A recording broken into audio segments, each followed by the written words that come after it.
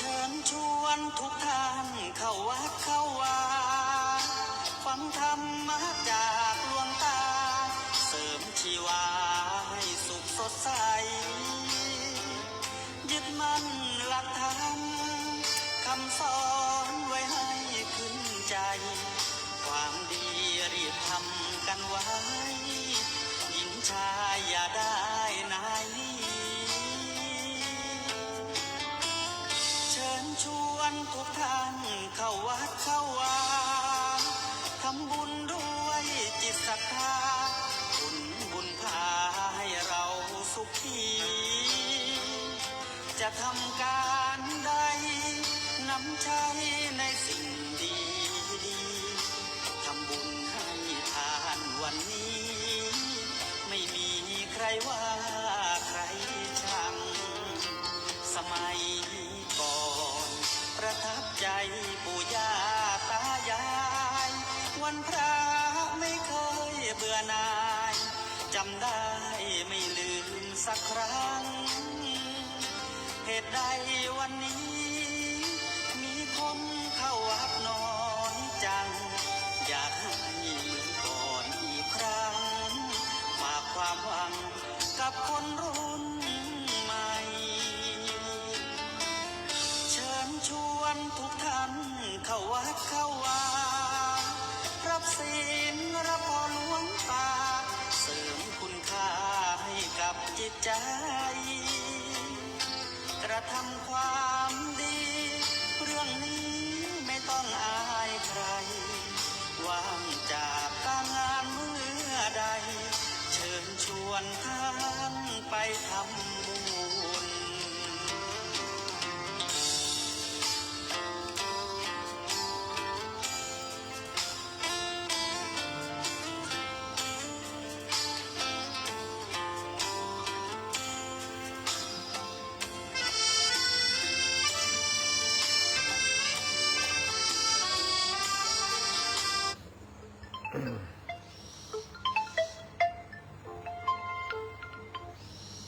กำลังเปิดเพลงเข้ารายการมีอะไรเหรอท่านอาจารย์ฮู้ตู้ลุงน้องบ่สบายกับเจ้าบ่ฮู้เป็นยังไงก็อันได้ยินท่านพระครูว่าเข้าโรงพยาบาลหลายวันละแค่ก็ญาติโยมโทรไปถามท่านพระครูเพิ่นว่าถามยังบ่ฮู้เพิ่นว่าใครจะถามกันเนาะจ้าโอเค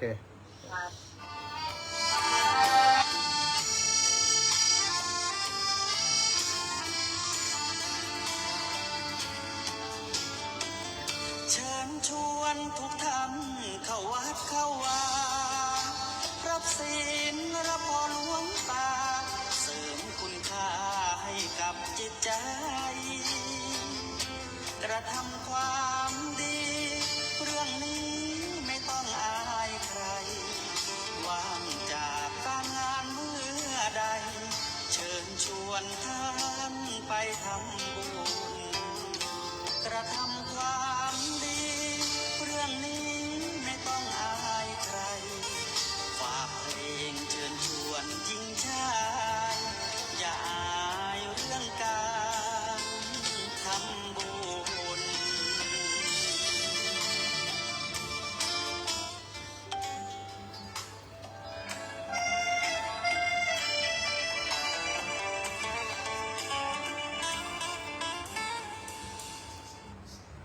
กำลังกายแบบนี้ก่อน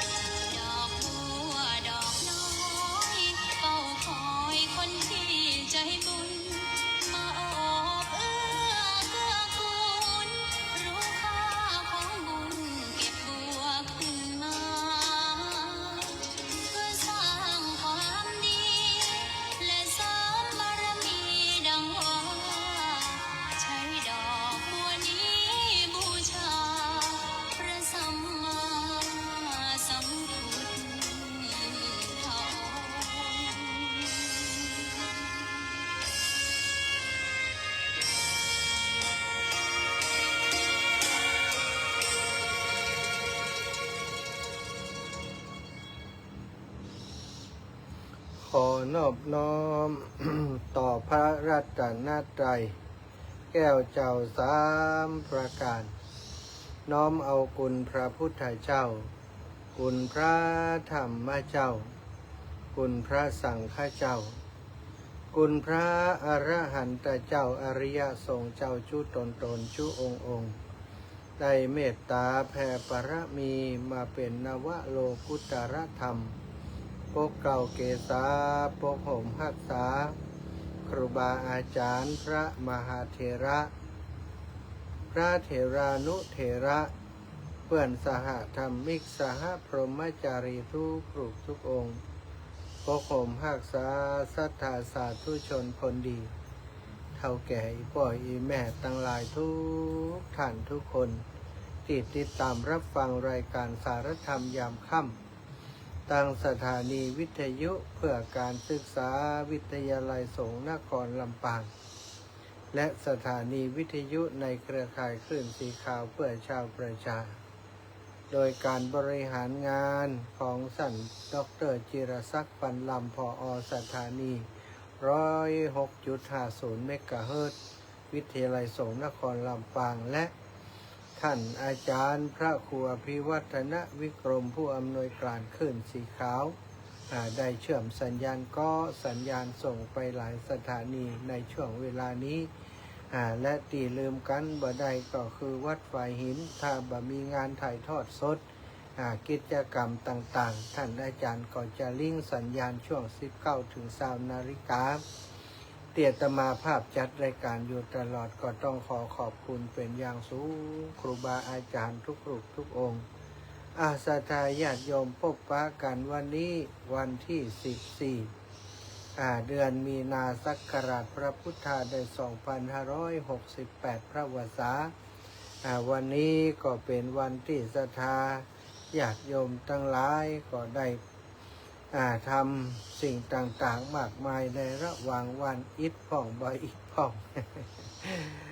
ปวดหัวพ่องบ่ปวดหัวพ่องก็แล้วแต่ไผมันเอาละก่อนที่จะสนทนาอุจาสารธรรม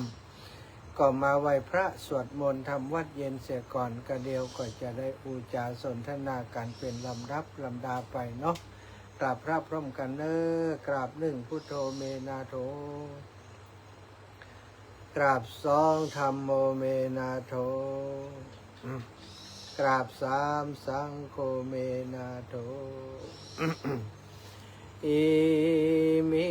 นาสการเรนะพุทธังอภิปูชยามิอิมินาสการเรนะธัมมังอภิปูชยามิอิมินาสการเรนะสังฆังอภิปูชยามิอะระหังสัมมาสัมพุทโธภะคะวาพุทธังภะคะวันตังอภิวาเทมิสวากขาโตภะคะวะตาธัมโมธัมมังนะมัสสามิกราบสุปฏิปันโนภะคะวะโตสาวกสังโฆสังฆังนามามิกราบนะโมตัสสะภะคะวะโตอะระหะโตสัมมาสัมพุทธัสสะนะโมตัสสะภะคะวะโตอะระหะโตสัมมาสัมพุทธัสสะนะโมตัสสะภะคะวะโตอะระหะโตสัมมาสัมพุทธัสสะพุทธังสารนังกัจฉามิธัมมังสารนังกัจฉามิสังฆังสารนังกัจฉามิตุติยัมปิพุทธังสารนังกัจฉามิ ตาติยัมปิธัมมังสารนังกัจฉามิตาติยัมปิสังฆังสารนังกัจฉามิอิติปิโสภะคะวะอะระหังสัมมาสัมพุทโธวิชชาจารณะสัมปันโนสุขโตโลกาวิทูอนุตตโรปุริสัทธัมมะสารถิสัทธาเทวมนุษย์สานังพุทโธภาคาวาติสวากคาโตภาคาวาตาธัมโมสันทิฏฐิโกอากาลิโกเอหิปัสสิโกโอปานะญิโกปัจจัตตังเวทิตัพโพวินโยหิติสุปฏิปันโนภาคาวะโตสาวกสังโฆอุชุปฏิปันโนภาคาวะโตสาวกสังโฆยายาปฏิปันโนภาคาวะโตสาวกสังโฆสามิจิปฏิปันโนภาคาวะโตสาวกสังโฆญาติทังจัตตาริปุริสายุคานิอัตถปุริสะปุคคลาเอสาภาคาวะโตสาวกสังโฆอาหุนายโยปาหุนายโยทังคินายโยอัญชาลิการะนิโยอนุตตรังปุญญเกตังโลกัสสติกราบพระพร้อมกันเนอศรัทธาทั้งหลายกราบหนึ่งพุทธังวารันตังสิระสานะมามีกราบสองธรรมังวารันตังสิระสานะมามี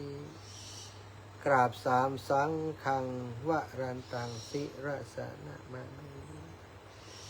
ศรัทธาญาติโยมท่านสาธุชนคนดีเท่าแก่อีป่ออีแม่จังหลายวันนี้อิด จมให้ฟังอิดเดินทางมาถึงนะก็วันนี้บัดตันอาบน้ำเนอะ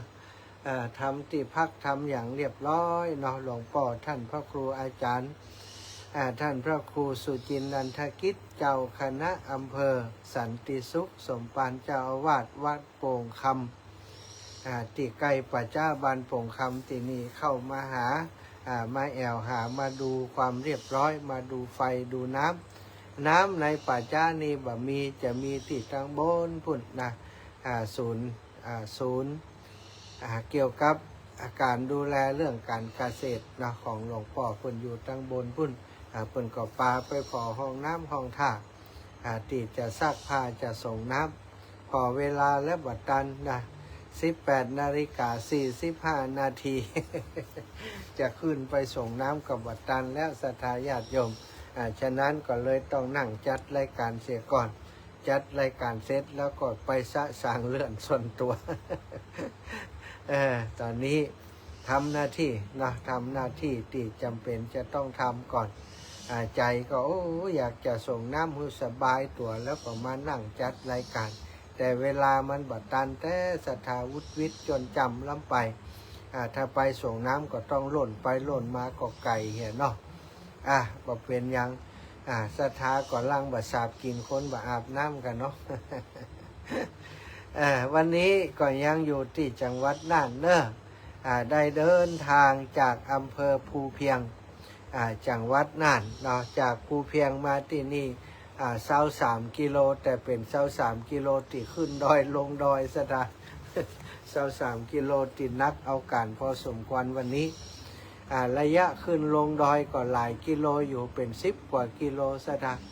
ติเตียวขึ้นเตียวลงเตียวขึ้นเตียวลงบางที่นี้ถึงกับบ่มีสัญญาณโทรศัพท์นะตะกี้ตอนเมื่อบ่ายๆนี่จะจัดรายการเสาะหาขึ้นบ่มีซะได้วันนี้ตื่นเจ้ามาตั้งแต่ตี ปลายซ้ำวัดสวดมนต์แล้วส่งน้ำแล้วก็ไล่สดปบปะกับศรัทธาญาติโยมช่วงเจ้าก็พบปะกันที่บ้านเมืองจังสุสานสาปนสถานบ้านเมืองจังใหม่พัฒนาเมืองจังใหม่พัฒนาตำบลภูเพียงอำเภอตำบลบ้านจังใหม่เนาะอำเภอภูเพียงจังหวัดน่านซึ่งออกเดินทางบิณฑบาตมาเรื่อยๆศรัทธาญาติโยมก็มาบ้านจังใหม่ก็มาจากบ้านจังเหนือบ้านจังเหนือก็มาบ้านจังใต้โอ้มาปะศรัทธาญาติโยมที่เปิ่นไปตลาดที่ตลาดเจ้าบ้านจังใต้จับพอดีศรัทธาก็นิมนต์ฮือฮับบาทที่หั่นก็เลยได้ไปยืนหั่นสกรรมเนี่ยเนาะศรัทธาก็มาใส่บาตรรูปรับปอดเท่าเต็มบาทแห่มเมาะก็เลยได้เอาส่วนหนึ่งอีกส่วนหนึ่งก็แบ่งให้ศรัทธาญาติโยมช่วยกันพอคอยดูแลจากนั้นก็เดินมาจนถึงบ้านลาดสามัคคีศรัทธาเปิ่นโยมคนหนึ่งเจ้าของร้านอาหารข้างต่างบ้านจกกกอีกกันเนาะเปิ่น บ้านลาดสามัคคีนั้นเพื่อนได้ถวายน้ำก็เลยว่าจะเดินไปแหมไก่ทั้งนี้มีบ้านคนชุดนี้ก็บ่มีละอาจารย์มีหัวไหล่ไปนามีห้างไห่เปิ่นมีอยู่ก็เลยว่าอันขออนุญาตฉันเหตุที่นี่เด้ออีเนาะโยมก็นิมนต์ฉันที่ร้านของเปิ่นหั่นนะก็ได้ฉันที่หั่นฉันเรียบร้อยก็เคลียร์เข้าของน้ำถาดต่างๆอันใดติดนักเกินไปน้ำหลายขวดล้ำก็เอาแห่2-3 ขวดนะออกเดินทางจากบ้านจังบ้านลาดสามัคคีเอากำนี้เตียวขึ้นดอย เตียวขึ้นดอยอย่างเดียวเสียทาเตียวขึ้นดอยทีแรกโยมเปิ่นว่าอาจารย์เอาน้ำไปแหมนะกว่าน้ำเพราะกินนี่นะอาตมาก็ว่ามันเป็นอย่างข้าโยมระยะประมาณกี่กิโลถึงบนดาหลายกิโลอยู่นะวะก็เลยก็คิดว่าน้ำ3 ขวดเอาไปเอามาเกือบบ่สถานน้ำ3 ขวดเพราะมันขึ้นดอยเนาะเวลาขึ้นดอยนี้มันกินน้ำได้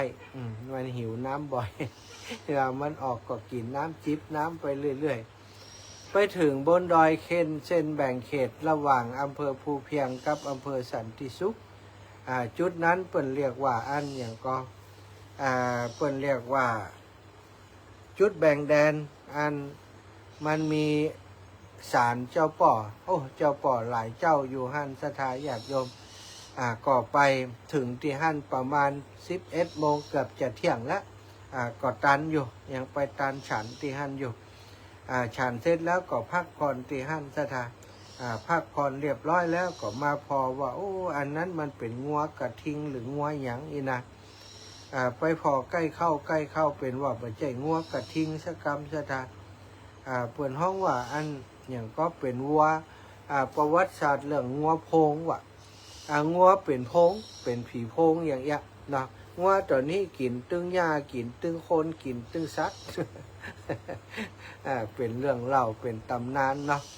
เกี่ยวกับเมืองน่านเกี่ยวกับอำเภอสันติสุขนะงัวโพงอีกกันเนาะเป็นเรื่องเล่าเป็นอย่างก็เรื่องเล่าอาตมาก็ได้ถ่ายรูปไว้แต่ว่ามันไปอยู่ในเครื่องที่ใจไลฟ์สดอยู่ที่แรกว่าจะนำเรื่องนั้นมาเล่าให้ฟังวันนี้มันอยู่ในเครื่องพูนเนี่ยเลยบ่ได้เล่าแล้วเนาะความจริงได้ถ่ายไว้แล้วถ่ายว่ามันมีที่มาที่ไปอย่างใดงัวโพงเขาก็ว่างัวโพงมันเป็นอย่างใดเป็นงัวกระทิงกระเต็มใจเป็นงัวเนี่ยงัวสวกงัวไออย่างเนี้ยงัวแต่ตัวใหญ่เนาะมันเป็นโพงมันกินตึงหญ้ากินตึงสัตว์กินสะปะฆ่าคนก็มีว่ะอย่างจ้างพวกกำงาเขียวนะจ๊ะแต่ถ้าเนาะเปิ่นก็เล่าเป็นตำนานไปอยู่ที่ห้านจื่อนั่นไปจื่อที่ห้านจื่อนั่นได้จื่อเป็นอย่างอย่างอีนะแล้วก็น่าสนใจเดี๋ยววันหลังเรียบเรียงแล้วดีๆจะเอามาเล่าให้ฟังกันแล้วกันเนอะจากห้านก็เดินลงมาซะท่าเดินลงเดินขึ้นเดินลงเดินขึ้นหลายรอบขึ้นลงถึงเวลาบ่าย3 โมงก็ว่าจะย่างจัดรายการพอดีว่า ติดต่อลูกสาวน้องแอมไปว่าท่านอาจารย์พระมหาประทินเข้ารายการได้ก็บ่าย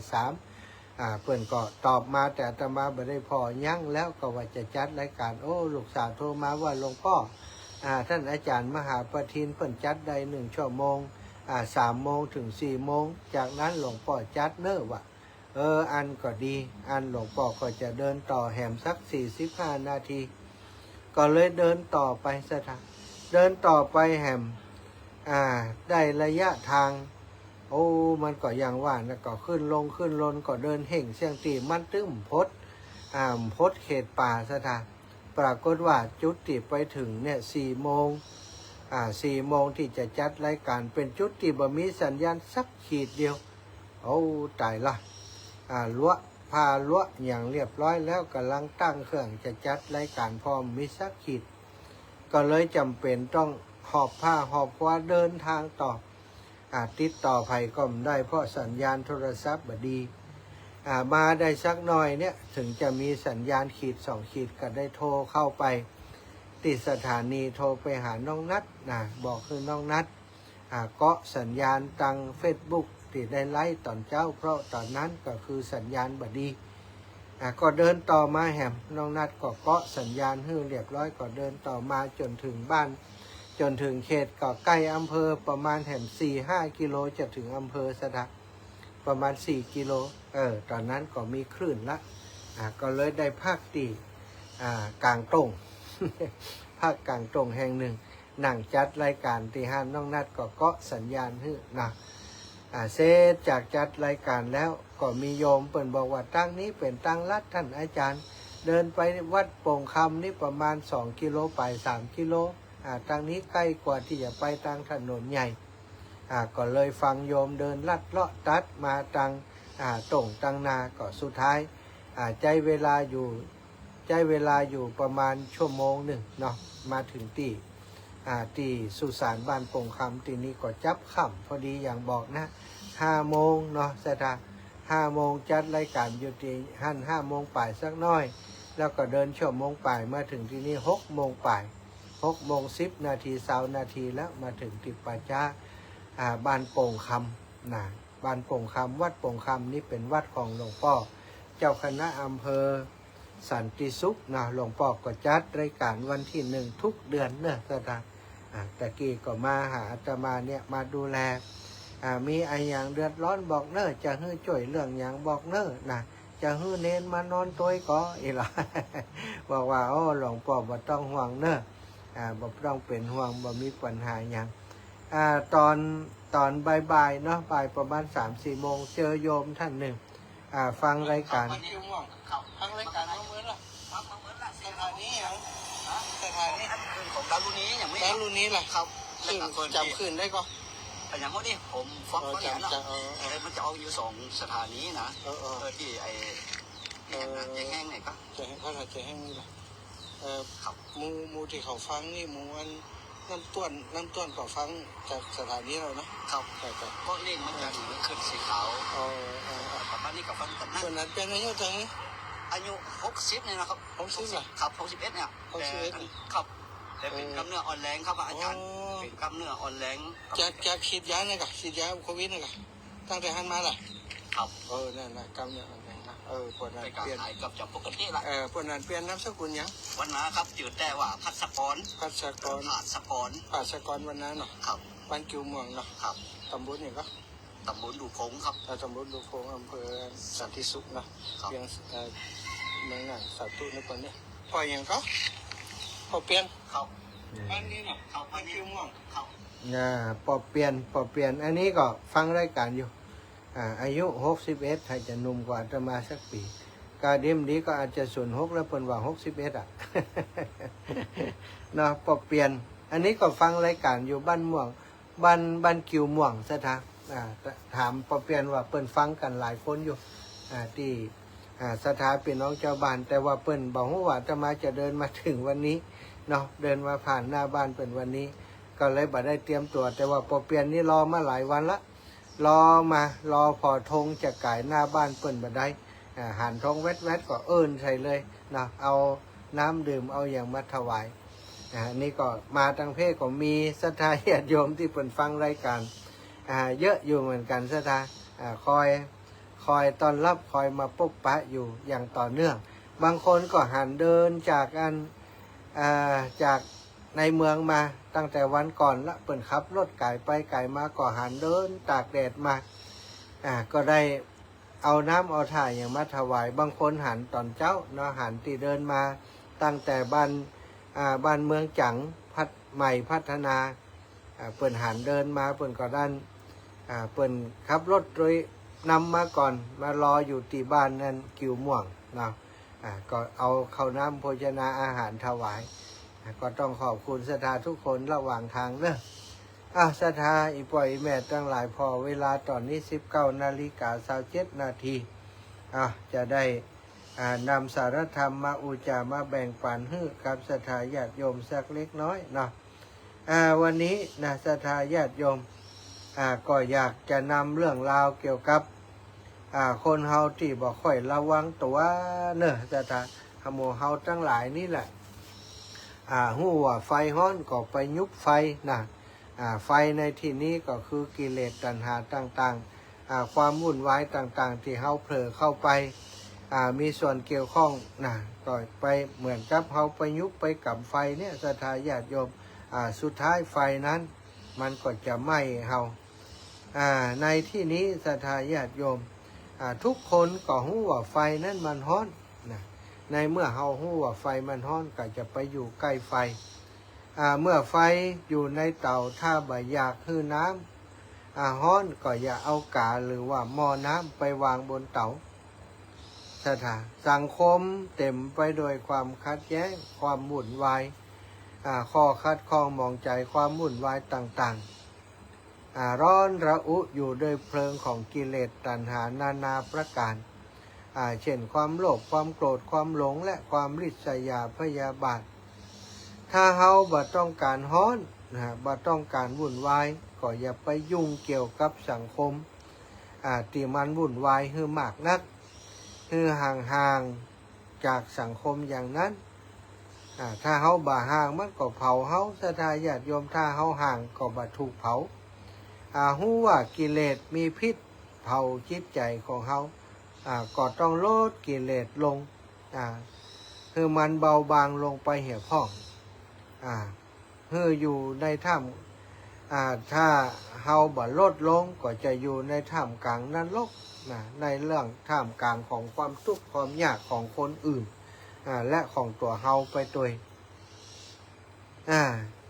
ถ้าเฮาหลีกจากนั้นมาก็เหมือนกับว่าได้เป็นเทพตัวน้อยๆอยู่ในสวรรค์สบายกว่าบ่ต้องวุ่นวาย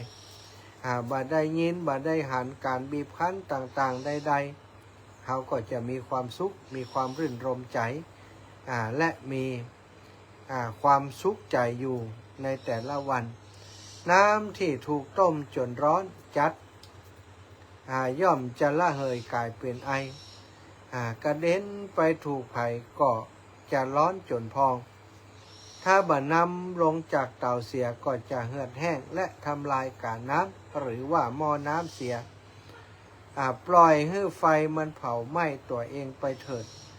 เมื่อเชื้อที่จะดับเชื้อมันบ่มีมันก็จะดับไปเองมนุษย์เฮาอยู่ใกล้ไผ่แล้วร้อนรนกระวนกระวายก็อย่าไปเข้าใกล้เข้าใกล้ก็จะร้อนทั้งเดือดร้อนแล้วก็ทั้งร้อนเนื้อเดือดเนื้อร้อนใจหรือว่าร้อนจนเดือดนั่นเองเขาจะถูกลวกจนฟองไปหมดบ่มีประโยชน์อันใดคนเย็นๆที่เฮาคบหาสมาคมแล้วเกิดความสุขเกิดความรื่นรมใจก็พอใจก็ดีนะศรัทธาโลกนี้ยังพอมีคนดีคือคบหาอยู่ถ้าสถานที่ดีมีสถานที่ดีให้อยู่มีธรรมที่ดีให้ฟังก็ฟังธรรมพำนักอยู่กับธรรมอย่างจะเป็นความสุขยิ่งกว่าความสงบและได้สนทนากับนักปราชญ์ได้ฟังน้ำฟังธรรมหันจะบ่มีศรัทธาญาติโยมทั้งหลายเขาต้องเลือกเอาวันนั่นถ้าเขาไปแส่เนาะ ถ้าเอาหูไปแส่หรือว่าไปฟังเรื่องที่บดีถ้าเขาอยู่ใกล้คนบดีมันก็เอาสิ่งบดีมาเล่ามาอู้มาจ่าให้เขาฟังฟังแล้วมันก็ตุกใจศรัทธาจึงมีทุกวันเนี่ยศรัทธาปลดเถอะปะคนนั้นปะคนนี้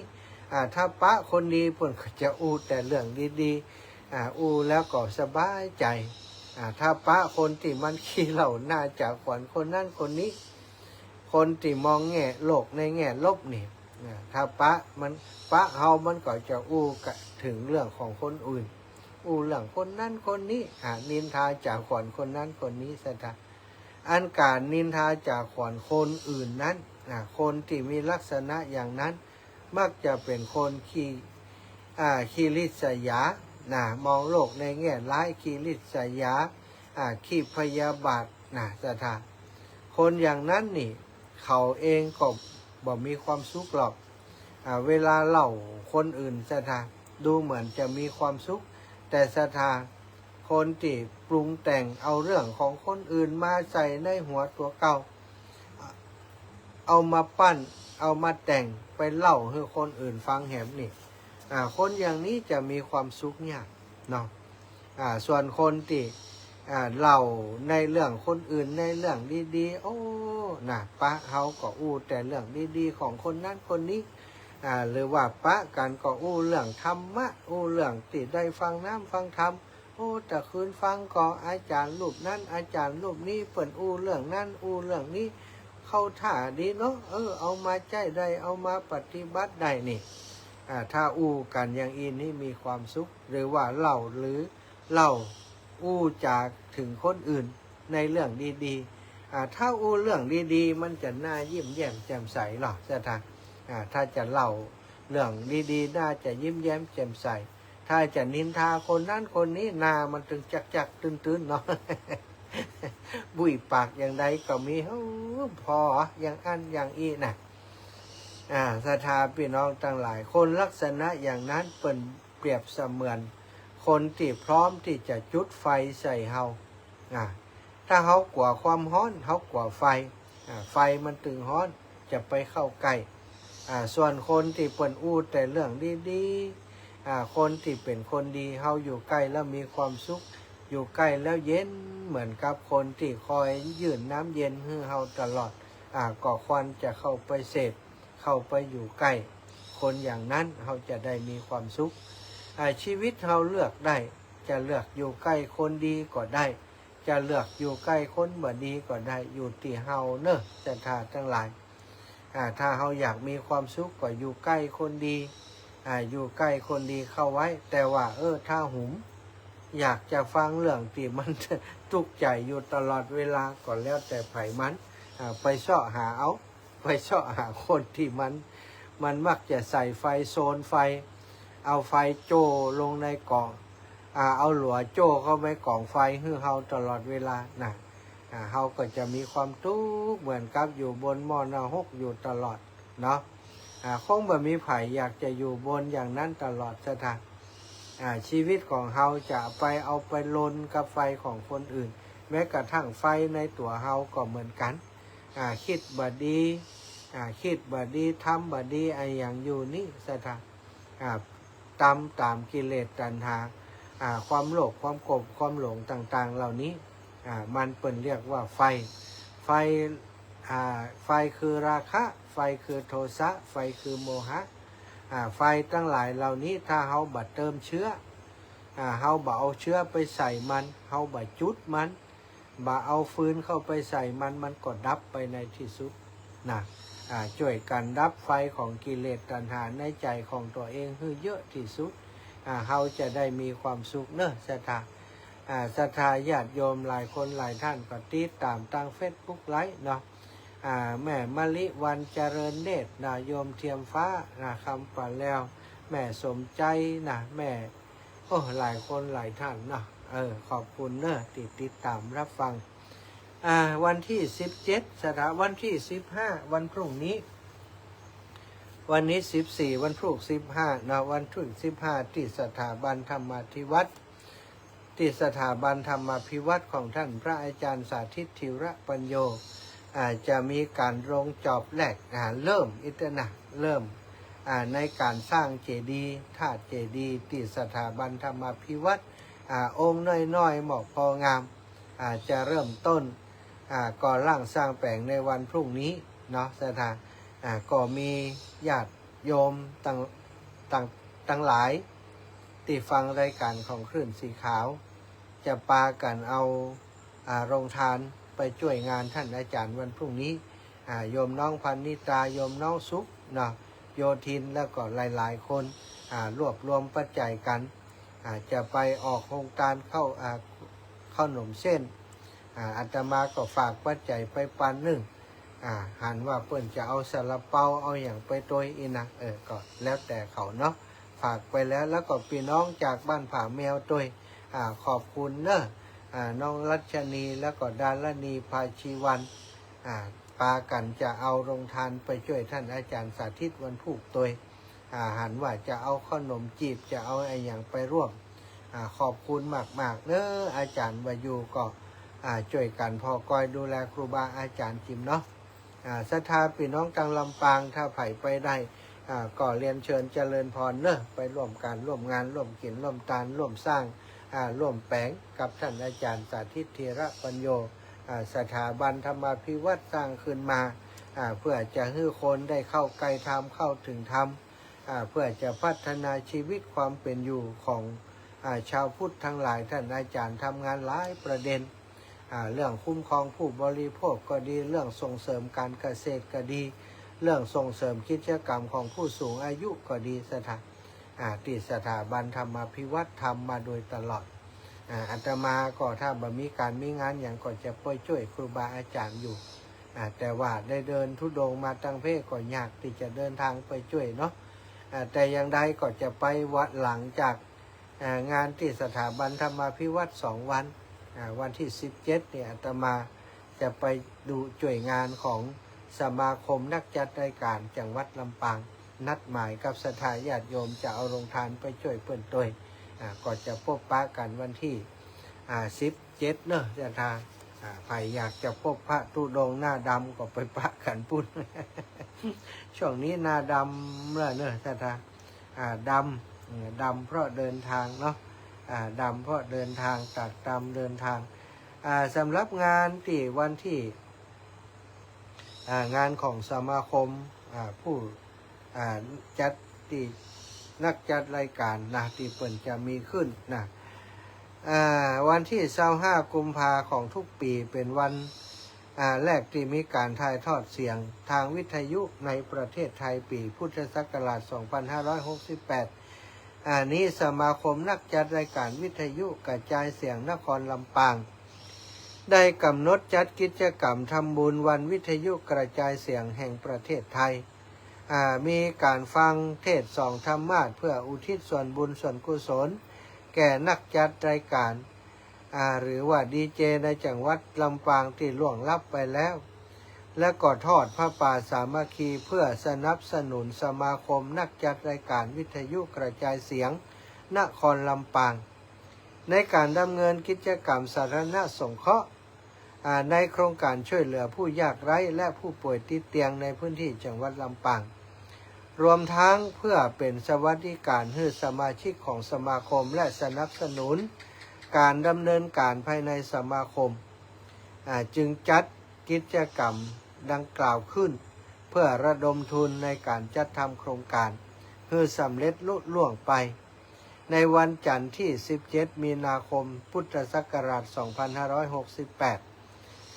ณ ลานกิจกรรมหน้ามณฑปพระพุทธนิ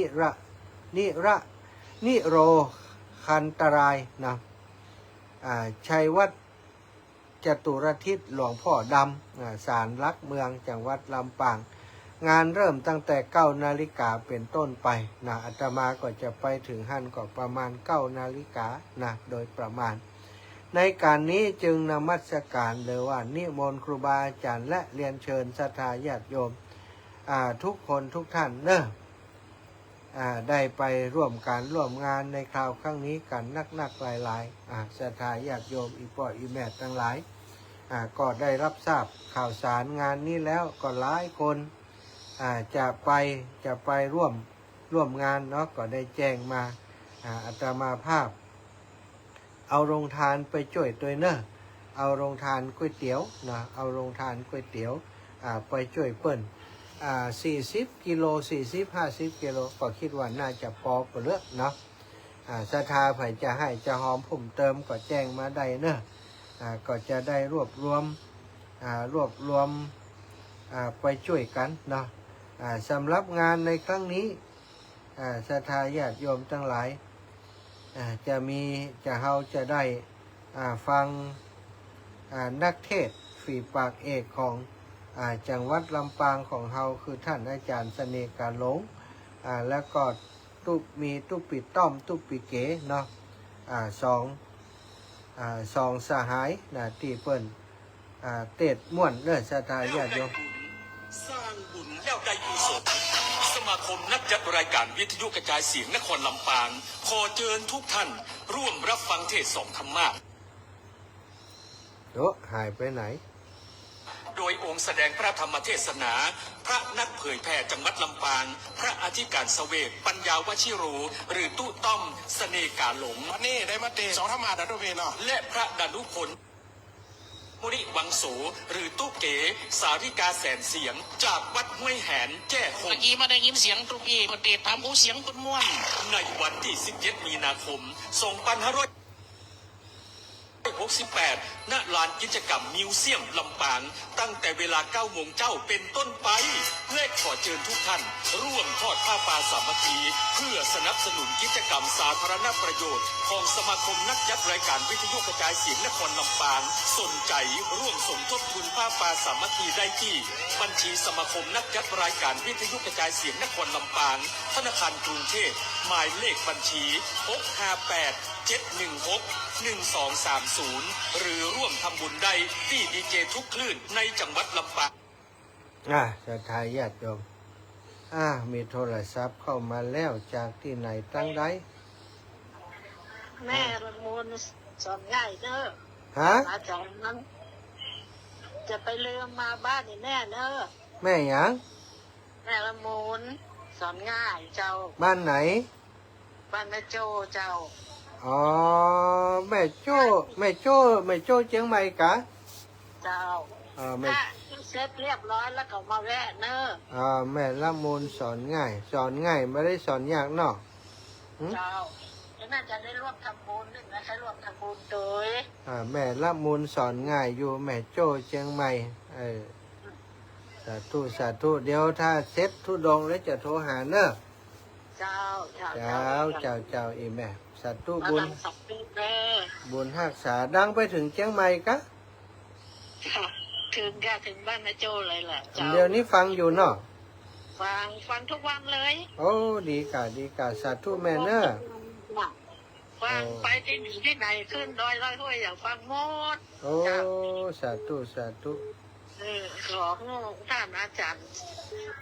โชคดีเนอะแข็งแรง สาธุอีแม่บุญหักษาเนอะ เจ้า ถวายความเคารพทุลุง วันนี้มีอะไรมาแซงได้นะไม่ได้การลงแซงเฉยเลย ประชาสัมพันธ์ จะได้พักคนอารมณ์บ้างเนาะ จ้า ค่อยๆไปนะอาจารย์นะ สาธุครับหลวงพ่อ ลมหายใจยังมีอยู่มี จ้า คนลมหายใจก็โทรใครโทรมันเนอะ หมดลมก็หมดกัน หมดแย่แล้ว หมดลมก็หมดกัน ครับเนี่ยทำหน้าที่แล้วละอาจารย์ดีแล้ว จ้า พุทธศาสนา สาธุพ่อ พุทธบริษัททั้งหลาย จ้า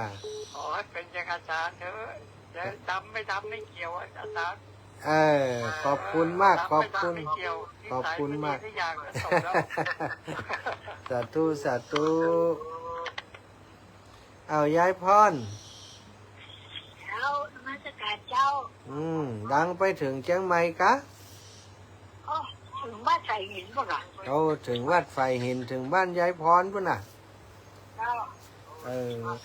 วันนี้อิดขนาดยายพรเดี๋ยวถ้าจะบ่อาบน้ำมาอิด เอาน้ำลูบตัวให้ถ้าอย่ารับแล้วมดแทงนะ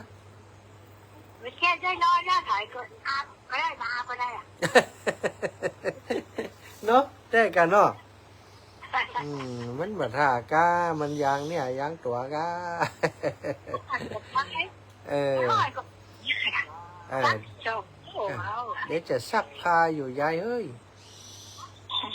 เอาบุญรักษาเน้อยายเน้อ ถ้าบาปนะน้องไปรับ ใจมันอย่างไรหูมันคันยุบยิบอ่ะ ได้อยู่ นั่นกันสาธุเน้อยายเน้อยายพรล่องวัวแดงนี่แม่ยายพรล่องวัวแดงข้างกำแพงวัดตุลุงจังหวัดเจริญปอนแม่เพนเจ้าฮะ ตรงหน้ามียัง ยังเนี่ยขี้ข้านอยู่นี่ ทางนี่ห้อนเลยอย่างก้อนอ่านี่มันคือ จำเป็นต้องไปซักผ้าอยู่ผ้าก็ดีซักเจ้าหน้าห้อนนี่มันต้องแห้งโวยอยู่แล้วอ่ะ เจ้าแม่ เจ้าสู้ๆเลยเจ้า เจ้าสู้อยู่แล้ว ทรหารอดทน ก็ทหารอดทน เจ้าที่จะได้เจ้า เจ้าขอบคุณเจ้าแม่ เจ้า เจริญปอนแม่ย่าแก้ว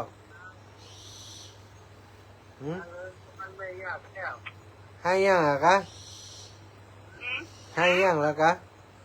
ย่างอะกะอยู่ว่าจัดโปงว่าชาพันอย่างที่ซื้อถึง อ๋อชาบยูเอไปไก่ได้ชาพันไก่ใช่ไหมของหอมหอมมาซาบของซื้อถึงยัง ชาบเฮียคนมาอาบน้ำมันไปทางวิทยุกะว่าไทยตัววิทยุบัดท่าแล้วแหละคืนวิทยุบัดดีแล้วนี่อันบัดดีเอาไปย่ำหยังเนาะก็ว่าวันนี้ยังมาทราบวันอย่างนี้เสียยังไม่ทราบใช่ชาบตัวเก่าค่ะตัวเก่ามาอาบน้ำแล้วไงแม่ทราบปลูกมากันตัวเก่าบนโลวันไหนไปสองคันเสียวันที่17ว่ากันนะอีน้องมันจะเนี่ยอันอย่างก็มาโอ้ดีกะเจ้าน้ำมีที่อยู่กันโอ้ปลาเลิศปลาเต๋อจังเราเอาสัตว์ไปตัวเกี่ยสัตว์หนังห้างกะเนาะแน่นอนอาจารย์สัตว์นั้นเราไปเกี่ยเจ้าท่องมวนฟังยินว่าอันมันเนี่ยหน้าเหมือนกันเส้นนั้นเอาหมาไปดีสัตว์ตัวนะแม่นะคุณฮักษาเนอะจ้าขอบคุณเจ้าแม่เจ้าเอาเจริญปอนแม่เรนูชัยวงศ์เจ้าไปสาเจ้าท่านมหาเจ้าโยมแม่เจ้านี่ถึงไหนแล้วเจ้าถึงงั้นสันติสุขแล้วแม่บ้านวัดโป่งค้ำบ้านโป่งค้ำเจ้าแม่ในตัวเมืองอำเภอสันติสุขละวันนี้ใครเตียวนั่งนอนอิดเราเจ้าเนาะวันนี้อิดมันนั่นขึ้นลิงด้วยแล้วก็อากาศร้อนแม่เนี่ยเปียกหลายรอบหันก็เจ้ารักพออยู่ก็สบายเป็นกำลังใจให้นะเจ้าอีปออยู่ฮะเจ้ามีเนี่ยเจ้าเดี๋ยวจะไปแอวหาอยู่เจ้า กลับไปสาเจ้าทูเจ้าแม่เจ้าเดินทางปลอดภัยเจ้าแม่อยู่ดีมีสุขเนอะแม่เรนูชัยวงศ์นะโยมแม่โยมป่อถ้าแล้วอาตมาเดินทุดงเปิ่นกับไปตอนรับดูแลต้องขอบคุณหมักเนอะวันที่14น้อมนมัสการพระอาจารย์โยมขออนุโมทนาบุญ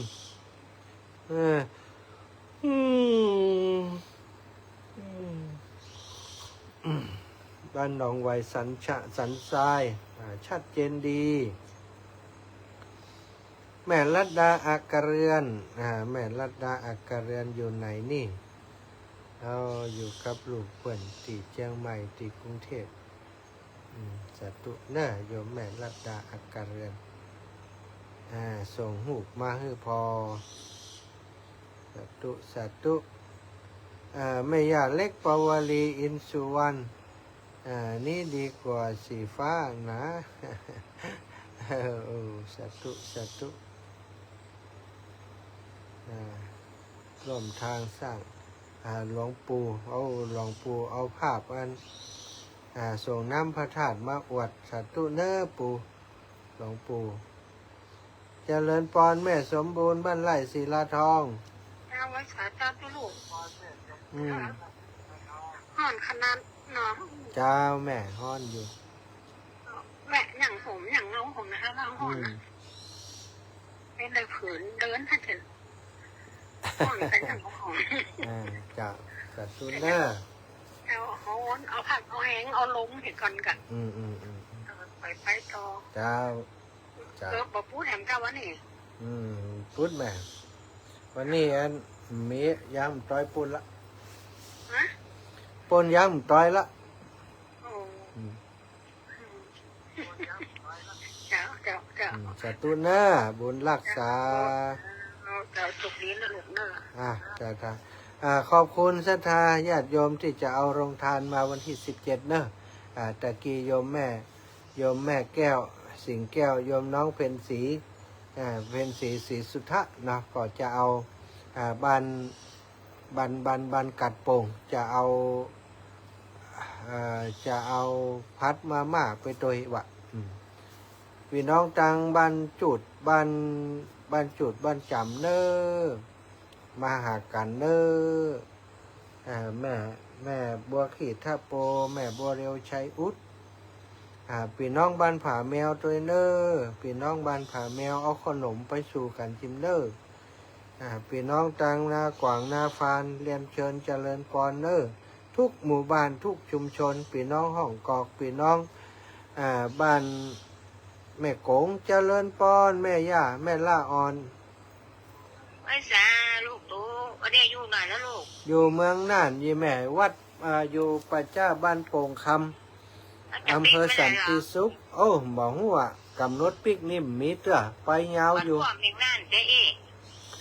บัดทั่วเมืองน่านแต่อยู่ยังบัดเดียวนี้ได้2-3อำเภออยู่ มันว่าขึ้นโดยจริงเห็นน่ะ จังมัน ไปว่าแม่เกิดการเป็นห่วง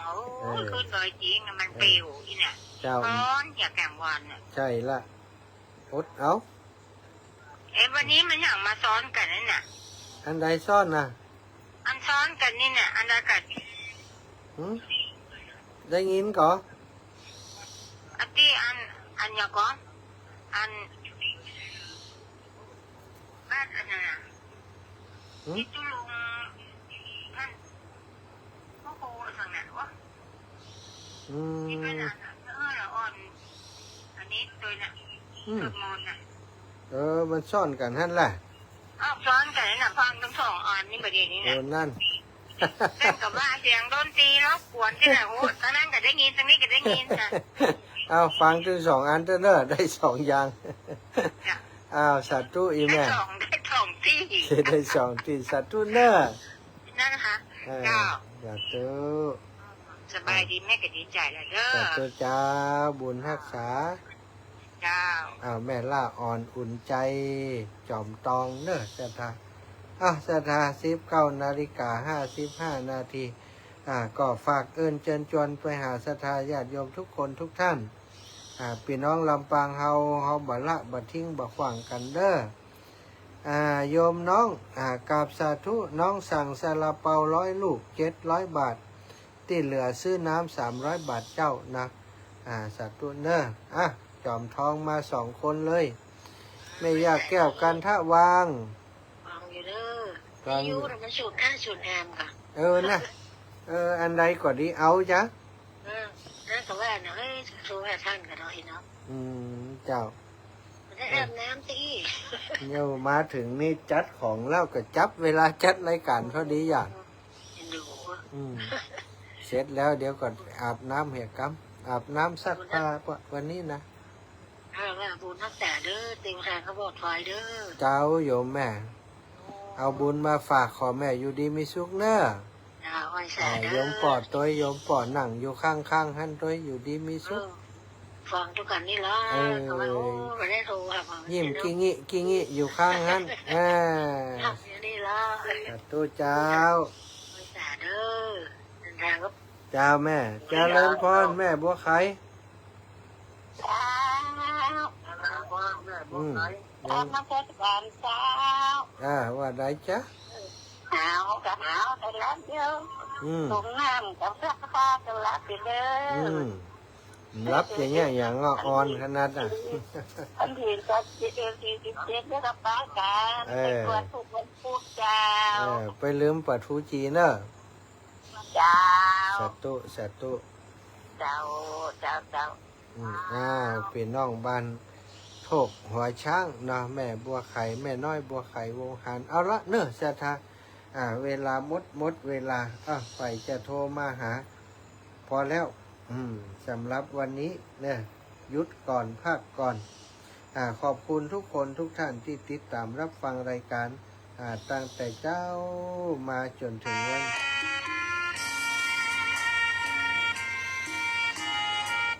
แม่นิตยาแหมน้อยว่าได้ เอาเจ้าวันที่17ยินดีต้อนรับเข้าสู่ลำปางเนอะเจ้า